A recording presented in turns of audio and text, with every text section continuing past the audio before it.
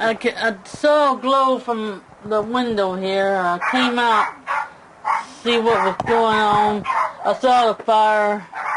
Ran, woke my brother up here. I was screaming and crying. And I called 911. They told me to calm down. But you knew they were in there. You knew the people were in there. Yeah. Serena Dunn. She was sleeping in a back bedroom with her younger son. How long have you known them? We've known them for a long time. For years.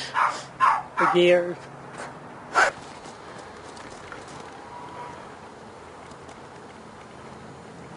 And what happened? About 12:30 at night, he come over at my house. He was screaming, beating on my door, and said his house was on fire and his mom and his brother were still inside. So I went over and I tried to.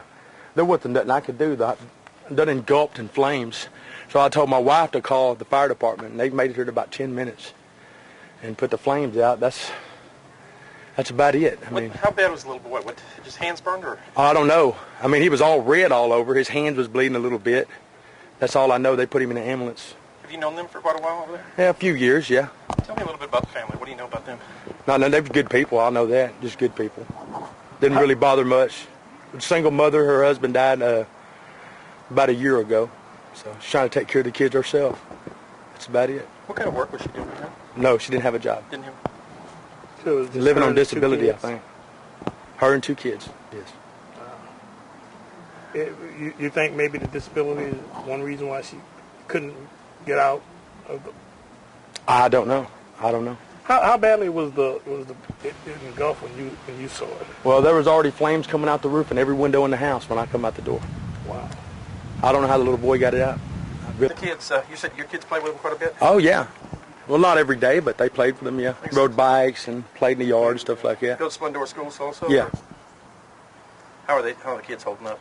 My kids? Yeah. Well, one of them's in there asleep right now. My daughter's off with her grandpa. She didn't want to stick around here today. Yeah, I understand that. And I don't even want to be here today, but, you know. It's like, what, 30 yards from your house? Yeah, yeah. So you came out the door here, ran out, and immediately saw the flames? Immediately saw the flames. All this where you see burnt flames. An Englewood. It's all flames. Just the whole thing there? The whole thing. All this whole middle was just engulfed in flames. There was flames coming out the hot water heater side, all that. I don't know how the little boy got out. He must have got out at this end over here or something. I don't know. But it was bad. Oh, you like that? Yeah. I'm talking about Freaky night. Were you able to see anything in there at all when you got there? I mean, No, nothing but smoke. Nothing but smoke. What about that end bedroom where they were found, where the mother and little boy were found? Was quite a bit of fire coming out of there? Oh, yeah. Yeah, there was flames coming out them windows, too. Okay. Dealing with it fairly well. You know, the other cousin's in the hospital. They said he's going to be okay. So that's the main thing. It's and prayers go out to both the ones that have perished. Sure. You look at what's left of the home here. What do you think when you look at that? I look at a house that didn't have fire safety, one that didn't have fire detectors that might have saved a life, one that didn't have fire sprinkler system. Everything that's in question now today is just, you know, the lives could have been saved.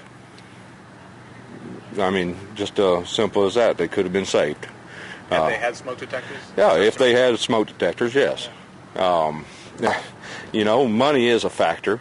A lot of people have their smoke detectors, but get tired of the battery being dead and chirping and take the battery out and leave it. That's, you know, a battery could have saved lives. It's so sad. It's got to be frustrating too.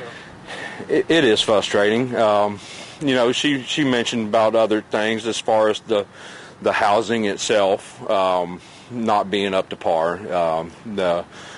Just electrical, plumbing, just your normal everyday needs that people take for granted. That you know, in older homes like this start to break down. Yes, most definitely.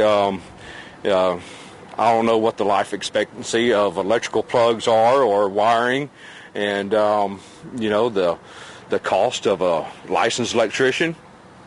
People can't afford that. So what do? Get a book, get a friend, do the wiring for you. It's Run extension cords? running extension cords from room to room because the plug's out. It's not the way to go. So is there a lesson here? Oh yeah, most definitely. There's so many lessons. First off is fire detector. I mean, the chirping of a fire detector could have had, there's exits on both sides of the house. They could have got out. If they only knew. If they only knew. Yes. I mean, something to smell the smoke, something to feel the heat. Could have gave them warning. That's all I got. All right. Thank you. Thank you.